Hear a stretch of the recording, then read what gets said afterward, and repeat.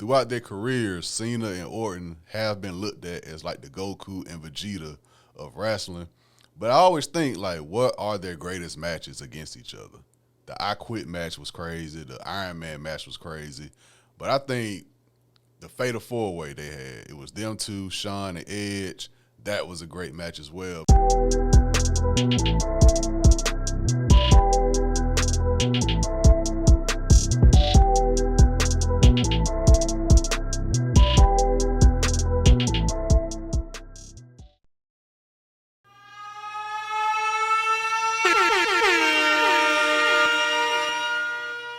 Top of the Top, episode 283, Stash House Podcast. Your boy Tyler checking in.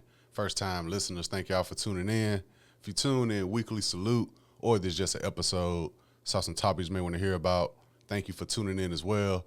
Podcast available on all podcast streaming platforms, Apple Podcasts, Spotify, YouTube. Subscribe to the YouTube page. Also, if you're watching this video, make sure you hit the like button as well, and subscribe to your preferred audio platform. Tell a friend to tell another friend. Check out this show. All love is greatly, greatly appreciated. Hope everyone had a safe week, safe weekend. Do the same this upcoming week. This week episode, going to talk about the Backlash event going down this weekend, talk about the match card, all that good stuff.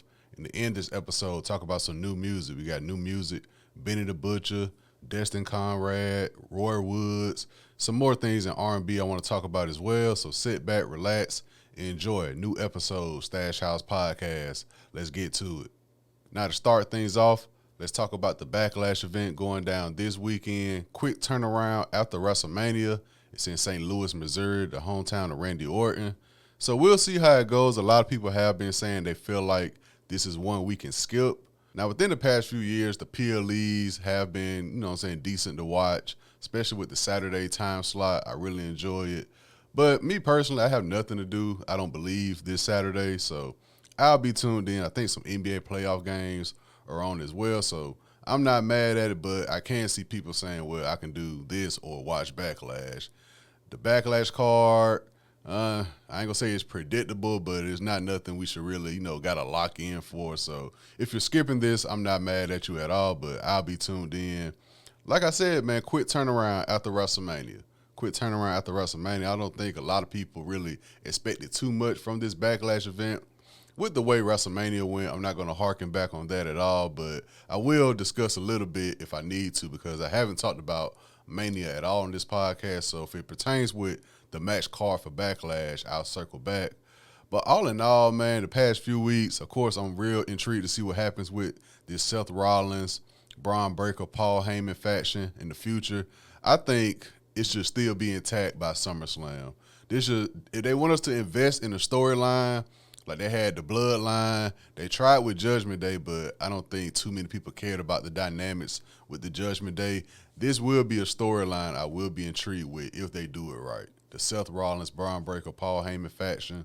It's been rumors of another member. We'll see how that goes in the storyline in the future, but I think by the time SummerSlam gets here, it should be still intact. It shouldn't be no chinks in the armor with that faction, but we'll see how it goes. A lot of the behind the scenes things are being talked about the past few weeks. Of course, coming off of WrestleMania, they had releases a few days ago. That normally happens every year as well. So we'll see where those superstars land. You got another company, so we'll see where it goes. All in all, though, this Backlash card, I'm still intrigued to see what happens. But the way the direction of the company going, man, right now, it's like, damn, it is a skippable event, in my opinion. So let's talk about the match card. First off, we got Gunther versus Pat McAfee. And me being a Gunther guy, seeing the events that transpired at WrestleMania and now leading to this match with Pat McAfee, after you've booked Gunther so strong in the past few years, I understand a cool down period. But there's rumors of this leading to a possible Goldberg retirement match, which he's spoken about. People have suspected Gunther to be the opponent. I understand that, but damn. After a historical Intercontinental title run, a semi-long reigning World Championship run, to end how it ended, to go against Pat McAfee, I feel like you could have just brought Goldberg back and set the match up. That's just my personal opinion, but Come on, man. Gunther, this match shouldn't even been competitive. I see people posting clips of Pat McAfee in his past matches, but come on, man. Y'all can't do Gunther like this. I'm a Gunther guy. So just off what they're doing with Gunther alone within the past few months, I've been like, okay, what's going on with the writing, the creators? We'll see how it goes, but Gunther should win. If they have Pat McAfee beat Gunther, man, we got a big issue on our hands. That's how I feel about it. But I do have Gunther winning. Speaking of Gunther, we got the World Heavyweight Championship match, Jey Uso going up against Logan Paul. Everybody know what this play is. They're going to come back to Jey Uso hate, have him compete in his first title match against somebody that everybody hates in Logan Paul. Very talented in ring, but just his character, him and his brother outside on social media throughout the years, and even in wrestling, like he just an easy person to boo. So it's like, well, you can't boo both of them, so who you going to pick? Newsflash, we could just go to the bathroom or not pay attention to this damn match. That's the play at hand right now. The promos haven't been much. I wish they would have had more time, but, it's a quick turnaround after WrestleMania. I got Jey Uso winning. Hopefully it's an entertaining match, but eventually, and this is a conversation I saw going on after the Seth Rollins and Braun Breaker faction and all that good stuff.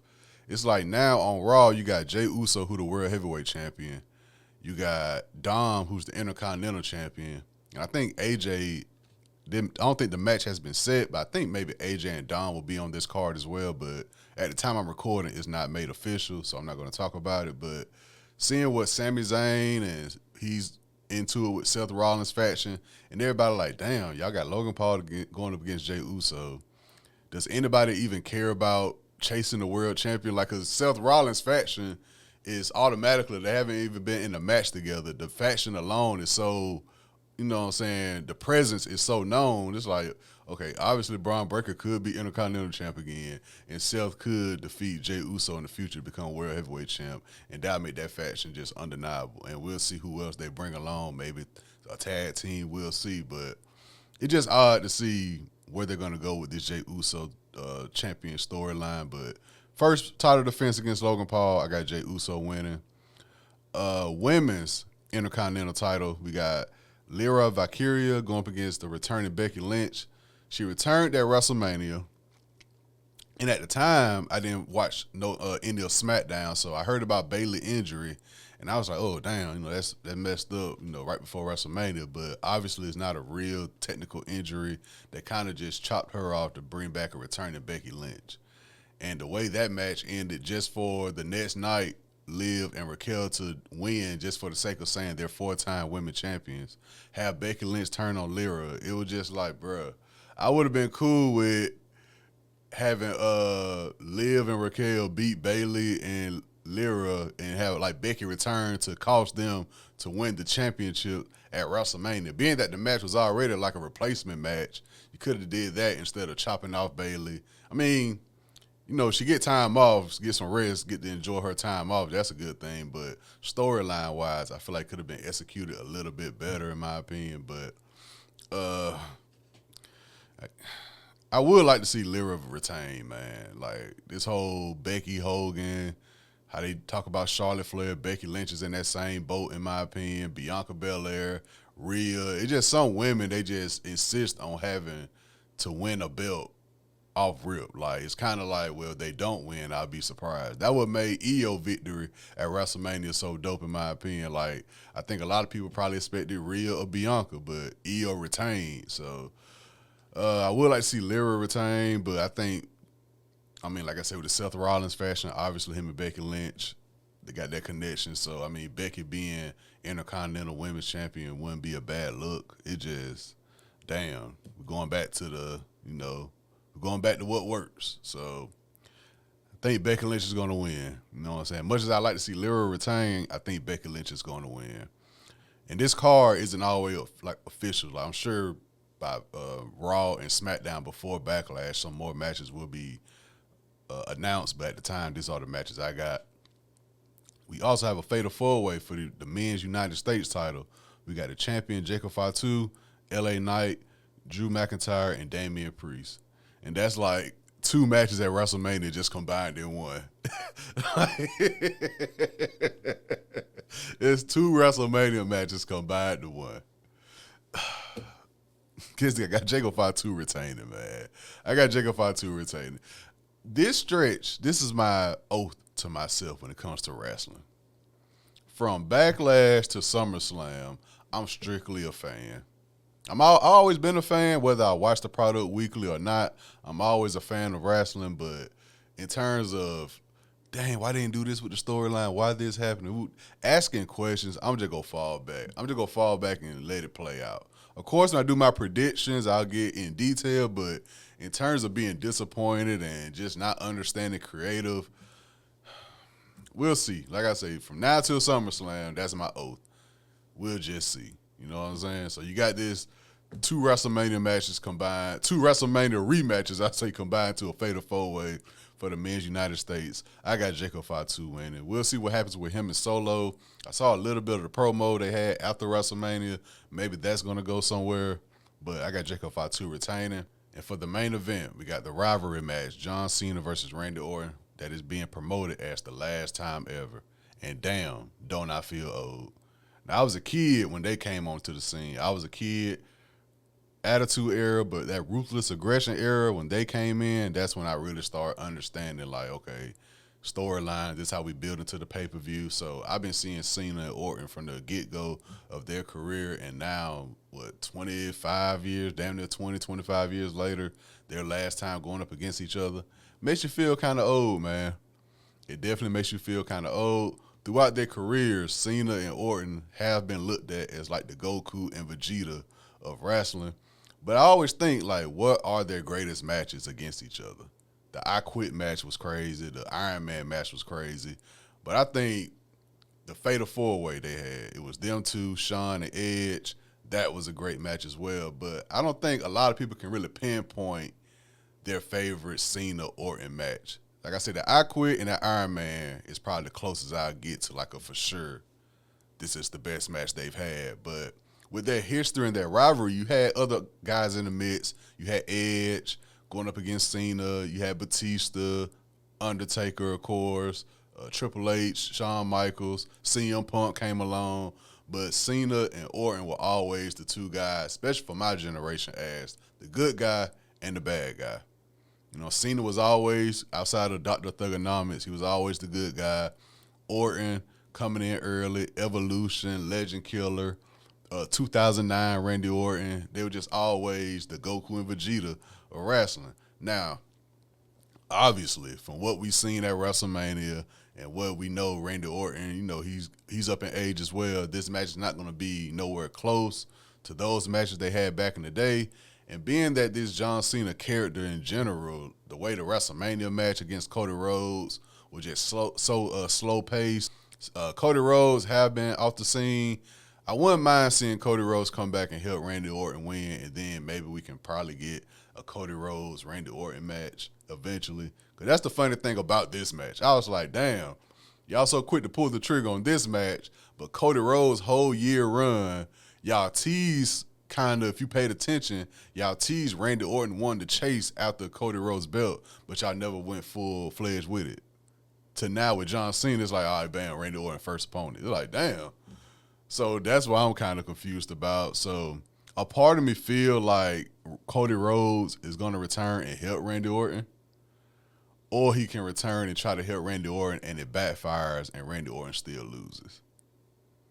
Me personally, the way they're doing this John Cena heel character with him having a belt, I don't know, man. I don't know. At first, of course, at Elimination Chamber, everybody was happy about it. But leading to WrestleMania and then the WrestleMania match with Travis Scott coming out and all that, it's just like, man, historic-wise, yeah, John Cena heel is crazy, of course. But when it get down to the bell ringing and all that, it's just like, damn, man, I'd rather just have the joyful John Cena do the 5-knuckle shuffle and all that. Like, if you're going to make him heel, at least make him heel in the ring as well. Like, let him do dirty tactics or something. Like, just a slow pace. And now with Randy Orton, like I said, he's up in age, so this match may be very slow pace. So I'm not expecting too much, sadly. Not saying they Ric Flair when he was wrestling still old, but it just like, I'm not expecting too much from this match, but we'll see how it goes.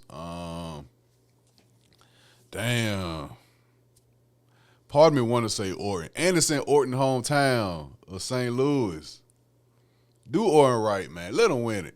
I forgot, what is Randy, 14, 15? I can't remember Randy Orton title reign numbers. But in his hometown, man, I would like to see Randy Orton win. Excuse me. So, with everything being kind of predictable in this event, I'm going to go Randy Orton beating John Cena.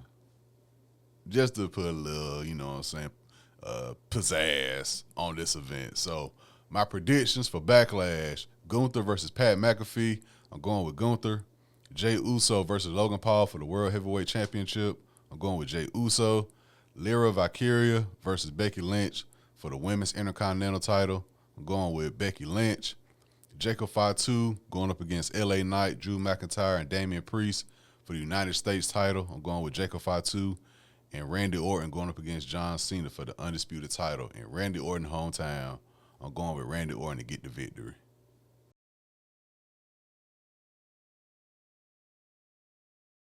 Now, to wrap up this episode, let's talk about some new music I checked out over the weekend. First off, we got Benny the Butcher, new project, Excelsior.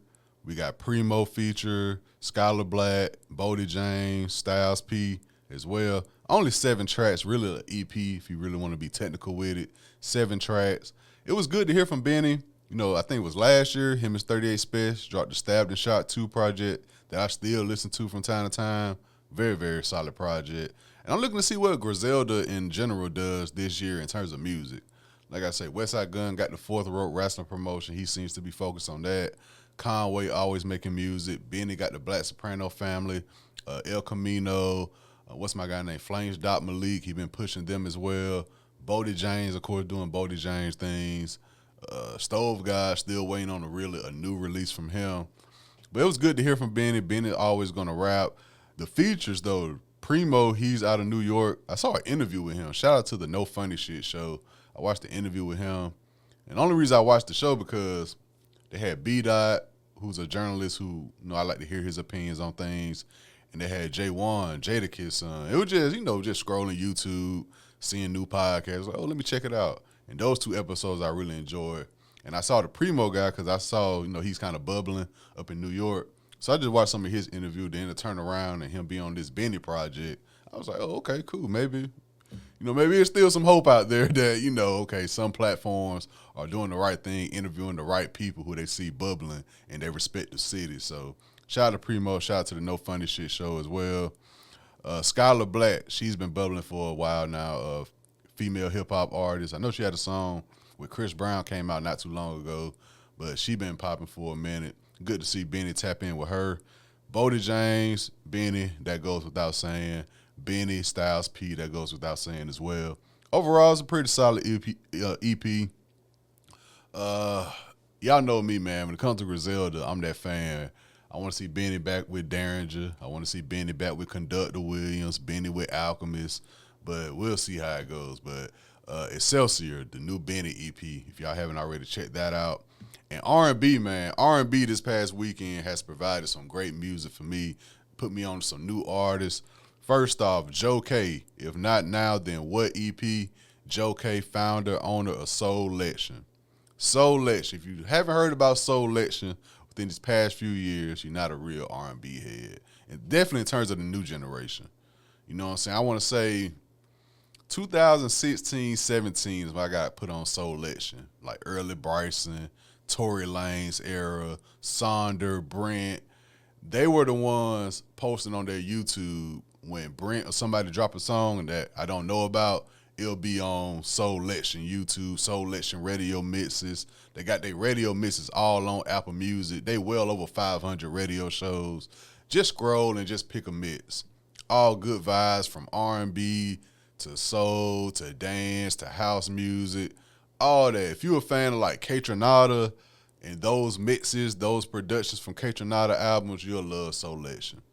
And back in the day, Soulection put me on to new generation R&B. Like some of these artists still haven't got like recognition. You know what I'm saying? They're a dope underground R&B artists. Soulection, nostalgic jams, escape tracks. These were very vital in like the SoundCloud era. How SoundCloud was for mumble rap, these platforms were important for the underground R&B artists, in my opinion. So shout out to Joe Kay of Soulection. I want to say he been doing it, I feel like well over 10 years. I could be wrong, though. I saw a recent interview he did, and it just, bruh, vibe. Just, you could tell he care about the music. You go on his TikTok, his Instagram. Y'all know the mashups everybody do on TikTok. It's like they been doing that. So he's definitely a trailblazer in his own right. So shout out to Joe Kay. The hesitation, the intro is very fire. All Yours is crazy. Bump in the Road. Only 6 songs, but the best way I can explain it, if you haven't heard of Soulection, check out this Joe Kay project. And then, like I say, on YouTube, Apple Music, whatever, check out the Soulection radio shows. Very, very dope experience. This project in general, very good for like some spring cleaning. Very good for like some spring cleaning. You wake up Saturday, Sunday morning, straighten up your crib, do what you got to do, put this as some background music, and trust me, you'll be very satisfied. So shout out to Joe Kay. If not now, then what EP? Make sure you check that out. Also, Isaiah Falls, Lover's Paradise, Side A. He said his debut album, but he releasing them separately, Side A and Side B. Side A has 9 records. He got my girl Joyce Rice on there, Ombre, Odile, who's with LVRN. Another very, very solid R&B project, something to put on for background purposes, whatever the case may be. Very, very solid. So check out Isaiah Falls, Lover's Paradise, Side A. Also, Roy Woods from OVO, Dark Nights. Roy Woods was definitely prevalent in those early SoundCloud days. Just his sound, I forgot the name of the song. She wanna go far, so I told her mama go long. I forgot the name of that song. His projects have been hit or miss throughout the years, but this Dark Nights, I was really satisfied with it, so check that out as well. Destin Conrad, the boy Destin Conrad makes some very great music. You know what I'm saying? Sexuality, that's his business. Bruh made some good music. I saw somebody on Twitter posted like new Destin Conrad album. I was like, oh, I ain't know bruh drop. So I went on Apple Music, tapped into it, 15 tracks, very solid. Very solid, man.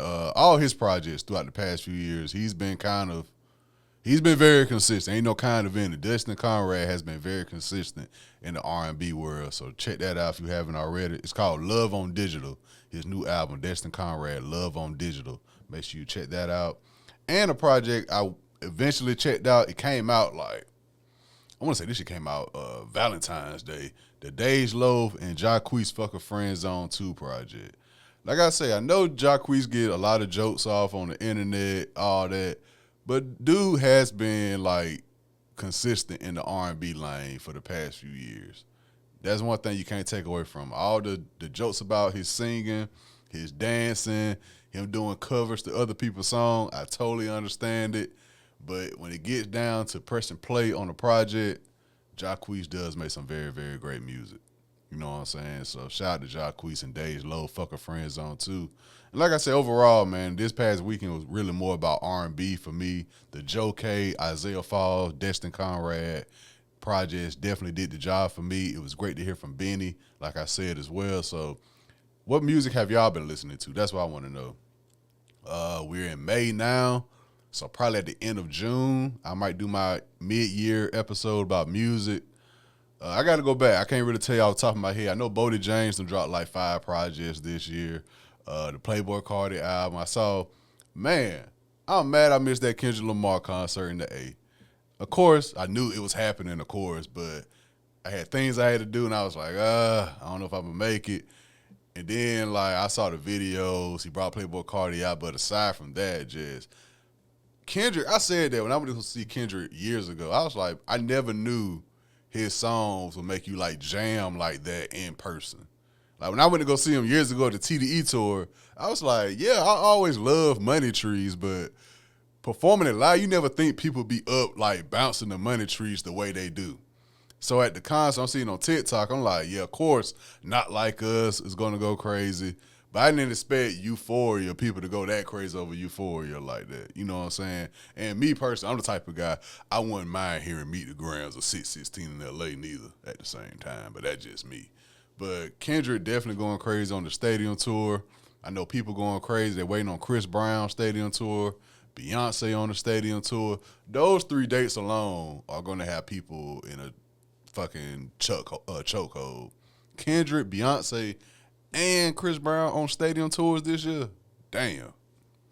But in terms of the music that's dropped, I got to go back. But by the time I do the mid-year episode, I have a good list for y'all in hip-hop and R&B as well. So let me know, man. Y'all reach out. Let me know what to check out in terms of music. It could be R&B, hip-hop, underground, whatever, man. Just keep me in tune, and I'll be sure to check it out. So this has been episode 283, Stash House Podcast. I appreciate y'all for tuning in. Make sure you guys go out, have a great work week, a great school week. Be mindful of your surroundings. Shout out to the grads, the elementary school, middle school, high school, college, masters, doctors, all that great stuff. I love seeing it, man. Very, very inspirational, motivation. So shout out to everybody doing their thing, man. Make sure y'all stay prayed up. Keep some money in your pocket. Drink some water. Mind your own business, man. Keep me in your prayers. I'll do the same for y'all. Salute.